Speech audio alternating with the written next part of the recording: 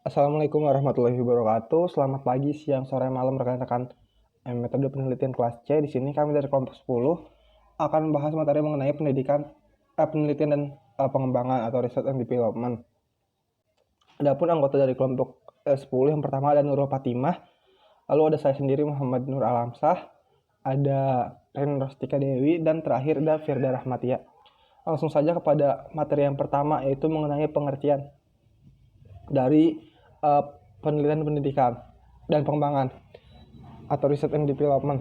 Nah, apa itu penelitian pengembangan? Metode penelitian pengembangan atau dalam bahasa Inggrisnya research and development adalah metode penelitian yang digunakan untuk menghasilkan produk tertentu dan menguji keefektifan produk tersebut.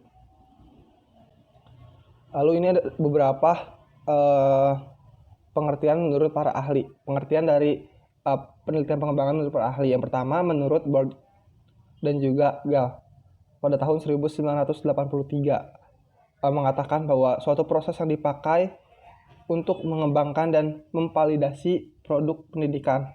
Jadi penelitian pengembangan adalah suatu proses yang dipakai untuk mengembangkan dan memvalidasi produk pendidikan. Itu menurut Bird dan Gall. Lalu menurut yang kedua Shell dan Rachel pada 1995 mengatakan bahwa penelitian pengembangan adalah kajian secara sistematis untuk merancang, mengembangkan, dan mengevaluasi program-program, proses, dan hasil-hasil pembelajaran yang harus memenuhi kriteria konsistensi dan keefektifan internal. Lalu yang ketiga menurut Mulyati Ningsih pada tahun 2012 mengatakan penelitian pengembangan bertujuan untuk menghasilkan produk baru melalui proses pengembangan. Lalu yang keempat menurut Sugiono pada 2009, penelitian pengembangan atau research and development adalah aktivitas riset dasar untuk mendapatkan informasi kebutuhan pengguna atau need assessment. Kemudian dilanjutkan dengan kegiatan pengembangan atau development untuk menghasilkan produk dan mengkaji keefektifan produk tersebut. Nah, penelitian pengembangan ini terdiri dari dua kata, yaitu research atau penelitian dan juga development atau pengembangan. Kegiatan pertamanya adalah melakukan penelitian dan studi literatur untuk menghasilkan rancangan produk tertentu. Dan kemudian kegiatan keduanya adalah pengembangan, yaitu menguji efektivitas, validitas dari rancangan yang telah dibuat, sehingga menjadi produk yang teruji dan dapat dimanfaatkan oleh masyarakat luas. Yang kelima, menurut Pustijaknov, Balitbang Depdiknas tahun 2008, mengatakan bahwa metode penelitian dan pengembangan memuat 3 komponen utama, yaitu yang pertama ada model pengembangan, yang kedua ada prosedur pengembangan, dan yang ketiga ada uji coba produk. Itu mohon maaf apabila terpotong, bisa dilihat di PowerPoint. Yang keenam, yang terakhir, menurut Anik Gufron 2007 mengatakan penelitian dan pengembangan adalah model yang dipakai untuk meningkatkan mutu pendidikan dan pembelajaran yang mampu mengembangkan berbagai produk pembelajaran. Nah, berdasarkan beberapa pengertian dari para ahli, dapat disimpulkan bahwa penelitian pengembangan adalah suatu proses yang dipakai untuk mengembangkan suatu produk baru atau menyempurnakan produk yang telah ada agar lebih efektif dan relevan. Nah, berdasarkan pendapat di atas juga dapat disimpulkan bahwa penelitian pengembangan adalah model penelitian yang bertujuan untuk mengembangkan produk yang diawali dengan riset kebutuhan, kemudian dilakukan pengembangan untuk menghasilkan sebuah produk yang telah teruji. Hasil produk pengembangan antara lain kayak media, materi pendidikan, materi pembelajaran, dan sistem pembelajaran. Lalu selanjutnya ada karakteristik dari ada development atau karakteristik atau ciri-ciri dari menurut Santiasa 2006 bahwa karakteristik penelitian dan pengembangan atau riset dan development menurut penelitian dan pengembangan ada 4 salah satu ahli, yaitu yang pertama itu masalah yang ingin dipecahkan adalah masalah nyata yang berkaitan dengan upaya inovatif atau penerapan TEP untuk meningkatkan kualitas pembelajaran. Nah, yang kedua, pengembangan model, pendekatan, dan metode pembelajaran, serta media belajar yang menunjang keefektifan pencapaian kompetensi mahasiswa. Yang ketiga, proses pengembangan produk, validasi yang dilakukan melalui uji lapangan. Yang keempat ada pengembangan model, pendekatan, metode, dan media pembelajaran. Perlu didokumentasikan secara rapih dan dilaporkan secara sistematis sesuai dengan kaidah penelitian yang dicerminkan originalitas. Metode penelitian dan pengembangan. Metode research and development adalah metode penelitian yang digunakan untuk menghasilkan sebuah produk tertentu dan menguji keefektifan produk tersebut. Metode yang digunakan dalam penelitian dan pengembangan merupakan metode yang cukup komprehensif, mulai dari yang pertama deskriptif. Penelitian deskriptif merupakan metode penelitian yang berusaha menggambarkan dan menginterpretasi objek sesuai dengan apa adanya. Yang kedua, evaluatif. Digunakan untuk mengevaluasi proses uji coba pengembangan suatu produk yang dikembangkan melalui serangkaian uji coba, dan setiap kegiatan uji coba diadakan evaluasi, baik hasil maupun proses. Berdasarkan temuan uji coba diadakan penyempurnaan. Yang ketiga, eksperimen.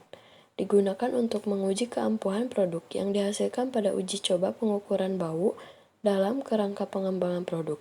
Pemilihan kelompok eksperimen dari kelompok kontrol dilakukan secara random. Perbandingan hasil-hasil kelompok eksperimen menunjukkan tingkat keampuhan dari produk yang dikembangkan. Materi selanjutnya adalah alasan dilakukannya penelitian pengembangan. Menurut Van den Akker, alasan dilakukannya penelitian dan pengembangan adalah sebagai berikut. Yang pertama, alasan pokok berasal dari pendapat bahwa pendekatan penelitian tradisional, misalnya penelitian survei, korelasi, eksperimen, dengan fokus penelitian hanya mendeskripsikan pengetahuan, jarang memberikan deskripsi yang berguna dalam pemecahan masalah-masalah rancangan dan desain dalam pembelajaran atau pendidikan.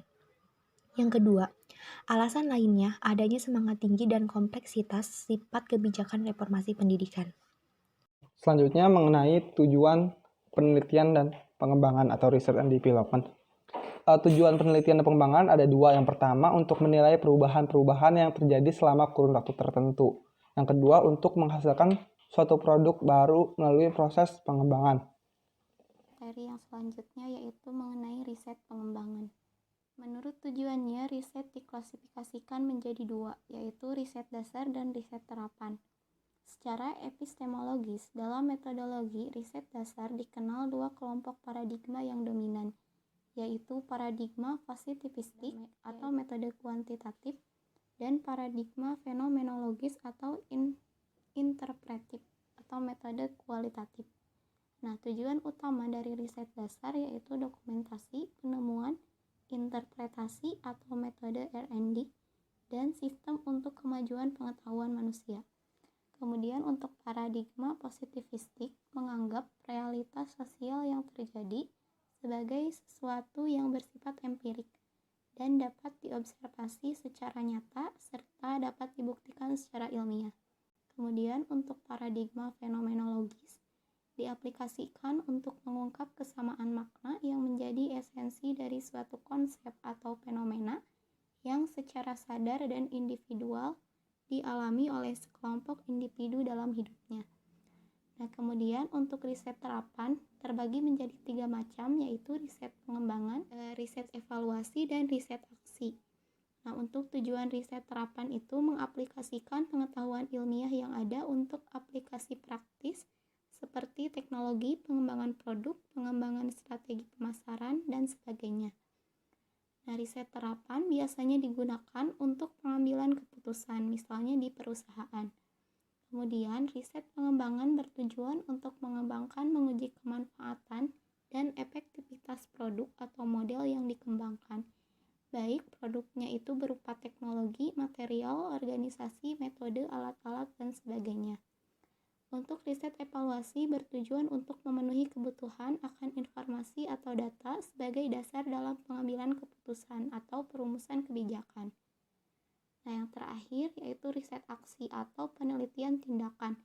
Bertujuan mengubah kondisi dari suatu kelompok, organisasi, masyarakat, sekolah, atau kelas yang awalnya memiliki berbagai permasalahan ke arah kondisi yang lebih baik. Selanjutnya, yaitu karakteristik paradigma positivistik. Nah, paradigma positivistik menggunakan proses riset yang konvensional linier. Dan karakteristiknya itu yang pertama, fenomena-fenomena sosial ataupun pendidikan diamati secara parsial, yaitu dengan cara mereduksi sejumlah variabel yang dianggap kurang penting dalam menjelaskan fenomena-fenomena yang dimaksud. Kemudian yang kedua, berpandangan bahwa fenomena-fenomena kehidupan manusia di lingkungan sosialnya bersifat mekanistik dan berlaku universal. Yang ketiga, proses riset menggunakan logika berpikir rasional dan deduktif. Yang keempat, menekankan pada uji hipotesis dan mengejar generalisasi. Kemudian yang kelima, fenomena-fenomena yang diamati sifatnya itu teratur atau tidak random, sehingga dapat diprediksikan. Yang keenam, berpandangan bahwa teori bebas nilai dan menganut kebenaran tunggal atau nomotetis.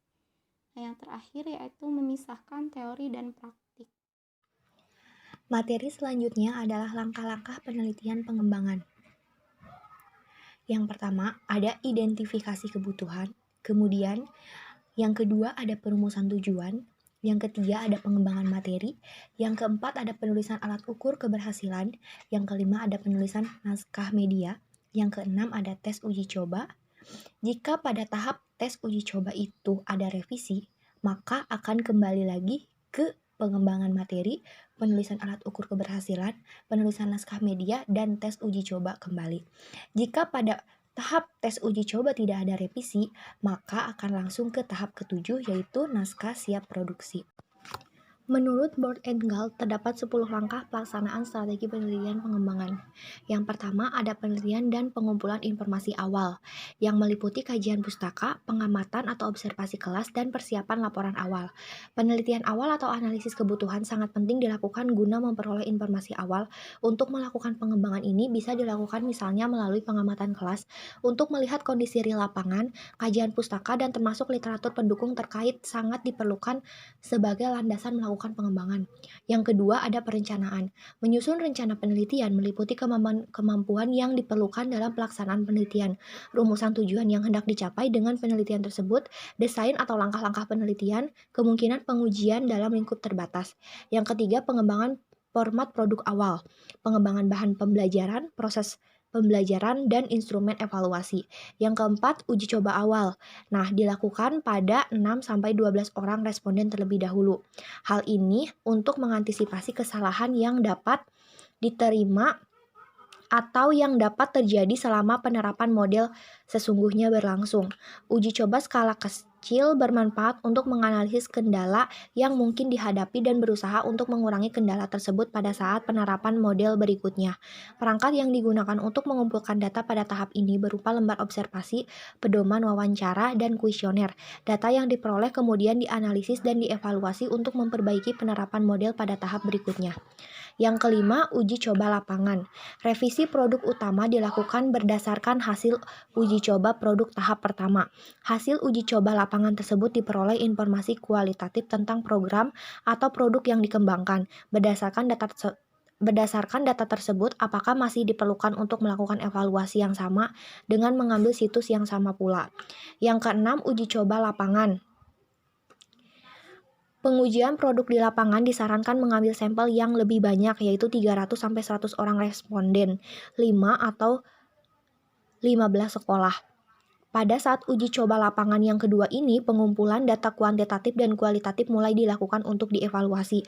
Evaluasi kualitatif dilakukan dengan cara membandingkan hasil yang dicapai dengan tujuan yang diharapkan. Evaluasi kuantitatif dapat dilakukan dengan membandingkan kemampuan antara subjek sasaran pengembangan model dengan subjek lain yang tidak menjadi sasaran pengembangan model, atau kemampuan sebelum dan sesudah penerapan model. Contoh data yang dikumpulkan pada pengembangan model pembelajaran antara lain kompetensi, untuk pengetahuan sikap dan keterampilan, motivasi, prestasi belajar, dan sebagainya. Yang ketujuh, revisi produk. Selalu dilakukan setelah produk tersebut diterapkan atau diuji coba. Hal ini dilakukan terutama apabila ada kendala-kendala baru yang belum terpikirkan pada saat perencanaan. Revisi produk dilakukan untuk menyempurnakan produk hasil uji coba lapangan. Yang kedelapan, uji lapangan. Setelah melalui pengujian 2 kali dan revisi juga sudah dilakukan sebanyak 2 kali, implementasi model dapat dilakukan dalam wilayah yang luas dalam kondisi yang nyata. Implementasi model disarankan mengambil sampel sebesar 400-200 orang responden, 10-30 sekolah. Pada tahap pengumpulan data dilaksanakan dengan berbagai instrumen seperti lembar observasi, interview, dan juga kuesioner. Data yang diperoleh kemudian dianalisis dan dilaporkan secara keseluruhan. Yang kesembilan, revisi produk akhir. Sebelum produk dipublikasikan ke sasaran-sasaran pengguna yang lebih luas, maka perlu dilakukan revisi terakhir untuk memperbaiki hal-hal yang masih kurang baik hasilnya pada saat implementasi produk. Diharapkan dengan adanya revisi terakhir ini, produk sudah benar-benar terbebas dari kekurangan dan layak digunakan pada kondisi yang sesuai dengan pernyataan penggunaan produk. Yang ke-10, diseminasi dan implementasi adalah menyampaikan hasil pengembangan, proses, prosedur, dan juga produk kepada para pengguna dan profesional melalui forum pertemuan dan menuliskan dalam jurnal atau dalam bentuk buku atau handbook. Mungkin cukup sekian materi yang dapat saya sampaikan, saya kembalikan kepada moderator. Nah, selanjutnya mengenai contoh sistematika dari laporan penelitian dan pengembangan. Nah, seperti yang diketahui bahwa metode penelitian dan pengembangan atau research and development adalah merupakan metode penelitian yang digunakan untuk meneliti sehingga nantinya menghasilkan produk baru dan selanjutnya menguji keefektifan produk tersebut. Dengan demikian, laporan penelitian yang dibuat harus selalu dilampiri dengan produk yang telah dihasilkan, juga spesifikasi dan penjelasannya. Lampiran berupa produk tersebut dibuat dalam buku tersendiri dan diberikan penjelasan tentang kehebatan produk tersebut berdasarkan hasil uji coba serta cara menggunakan produk tersebut. Nah, ini ada sistematika laporan, contoh sistematika laporannya. Sama gitu, yang pertama ada halaman judul laporannya. Lalu ada abstrak, lalu ada pengantar, daftar isi, daftar gambar, dan daftar tabel yang nantinya akan digunakan dalam laporan. Lalu masuk ke bab 1. Bab 1 ini tentang pendahuluan, berisi yang pertama. Biasanya ada latar belakang, ada rumusan masalah, tujuan, dan juga manfaat dari produk. Lalu bab 2 mengenai landasan teori, kerangka berpikir, dan pengajuan hipotesis. Biasanya berisi yang pertama ada deskripsi teori, teori, lalu ada kerangka berpikir dan hipotesis produk yang akan dihasilkan. Lalu masuk ke bab 3 yaitu prosedur penelitian. Biasanya berisi langkah-langkah penelitian. Yang A-nya langkah-langkah penelitian, B-nya metode penelitian tahap 1 dan metode penelitian tahap 2. Nah, metode penelitian tahap 1 ini berisi populasi sampel sumber data, teknik pengumpulan data, instrumen penelitian, analisis data, perencanaan desain produk, validasi desain. Dan metode penelitian tahap 2 ini biasanya berisi metode rancangan eksperimen untuk menguji populasi dan sampel, teknik pengumpulan data, instrumen penelitian, dan teknik analisis data. Lalu masuk ke bab 4, yaitu hasil penelitian dan pembahasan. Biasanya berisi desain awal produk atau gambar dan penjelasan, lalu hasil pengujian pertama, revisi produk, gambar setelah direvisi, dan hasil pengujian tahap kedua, revisi produk lagi, gambar setelah direvisi, dan pengujian tahap ketiga bila perlu. Ada juga penyempurnaan produk, gambar terakhir, serta pembahasan produk. Dan bab 5 itu biasanya berisi tentang kesimpulan dan saran penggunaan. Yang A-nya itu ada kesimpulan dan yang B-nya itu ada saran penggunaan. Lalu setelah selesai sampai bab 5, dilanjutkan dengan daftar pustaka dan juga lampiran-lampiran. Biasanya ada lampiran instrumen, lampiran data, dan juga lampiran produk yang dihasilkan berikut dengan buku penjelasannya. Materi selanjutnya yaitu mengenai problematika penelitian pengembangan. Nah, Berbagai kendala penelitian dengan metode research and development yang dialami oleh peneliti diantaranya yang pertama yaitu dari segi waktu, yaitu membutuhkan waktu yang lebih lama untuk memenuhi prosedur metode research and development. Kemudian yang kedua dana, yaitu membutuhkan dana yang lebih dalam tahapan metode research and development. Yang ketiga yaitu mengenai pakar atau ahli dan praktisi. Nah, yaitu kesulitan menghadirkan pakar atau ahli dan praktisi yang sesuai dengan bidang ilmu. Dan yang terakhir yaitu mengenai produk. Nah, produk research melalui berbagai uji coba. Selanjutnya, kelebihan dan kekurangan research and development. Kelebihan research and development. Yang pertama, menghasilkan suatu produk atau model. Penelitian pengembangan atau research and development dapat menghasilkan suatu produk atau model yang mempunyai nilai validasi tinggi sebab produk atau model tersebut dihasilkan melalui serangkaian uji coba di lapangan serta validasi yang dilakukan oleh ahli. Yang kedua, pendekatan research and development akan selalu mendorong proses inovasi, produk atau model yang tiada henti atau memiliki nilai sustainability yang cukup baik sehingga diharapkan akan ditemukan produk-produk atau model-model yang selalu aktual sesuai dengan tuntutan kekinian. Yang ketiga, cukup komprehensif. Penelitian pengembangan merupakan metode yang cukup komprehensif, mulai dari metode dengan menggunakan pendekatan penelitian deskriptif, penelitian evaluatif, dan penelitian eksperimen. Atas dasar inilah setidaknya hasil penelitian dapat benar-benar berkualitas. Yang keempat, pendekatan R&D merupakan penghubung antara penelitian yang bersifat teoritis dengan penelitian yang bersifat praktis. Selanjutnya, kekurangan research and development. Pada prinsipnya, pendekatan research and development memerlukan waktu yang relatif panjang karena prosedur yang harus ditempuh pun relatif kompleks. Yang kedua, pendekatan research and development dapat dikatakan sebagai penelitian here and now. Penelitian research and development tidak mampu digeneralisasi secara utuh, karena pada dasarnya penelitian research and development pemodelannya pada sampel bukan pada populasi. Materi yang selanjutnya yaitu konsistensi penelitian pengembangan. Nah, mahasiswa penyusun tesis, disertasi, ataupun skripsi harus memiliki konsistensi dan kemantapan dalam menjalani proses penyusunan tesis, disertasi, dan juga skripsi tersebut. Nah, di antara inkonsistensi yang terjadi dalam pengamatan penulis, diantaranya yang pertama yaitu adanya rasa takut menghadapi pembimbing atau promotor.